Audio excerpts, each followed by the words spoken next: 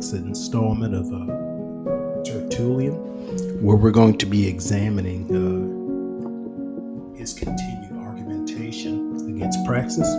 So please do not go forward without sharing, rating, and subscribing. Let somebody know we got a great apostolic Pentecostal commentary and we're going to study.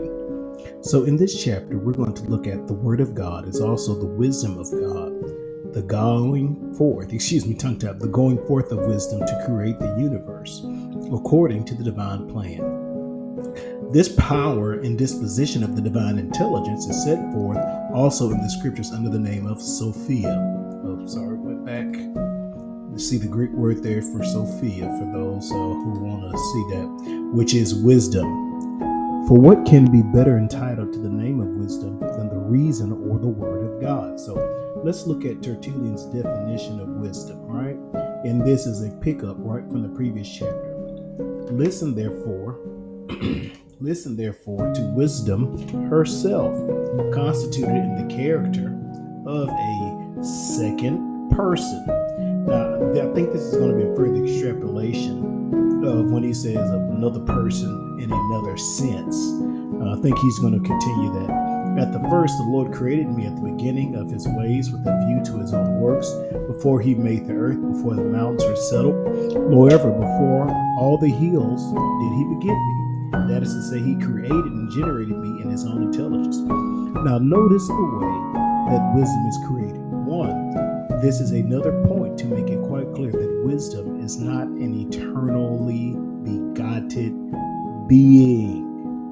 Wisdom had a point of beginning, even though that beginning was before, in this instance, the creation of the hills. But wisdom has a generation that is an eternal generation contingent upon time. Then again, observe the distinctions between them applied in the companionship of wisdom with the Lord.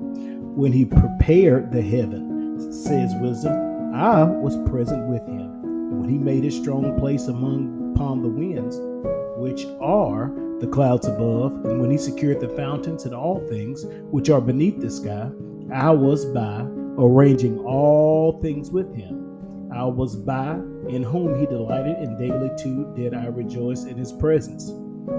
Now as soon as it pleased God to put forth in their respective substances and forms the things which he had planned and ordered within himself, in conjunction with the wisdom's reason and word, he first put forth the word himself, having within him his own inseparable reason and wisdom, in order that all things may be made through him, through whom they had been planned and disposed, yea, and already made, so far forth as they were in the mind and intelligence of God.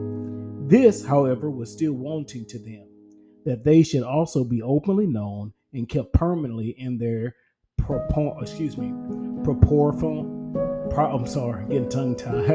their proper forms and substances. So what can we gather from Tertullian's understanding of wisdom? He's obviously using a reference to Proverbs the 8th chapter, which is highly allegorical, which I think when you compound that with the understanding of the Logos in John 1, further reasoning why I think Tertullian saw this as a purely allegorical expression, not to be taken literally.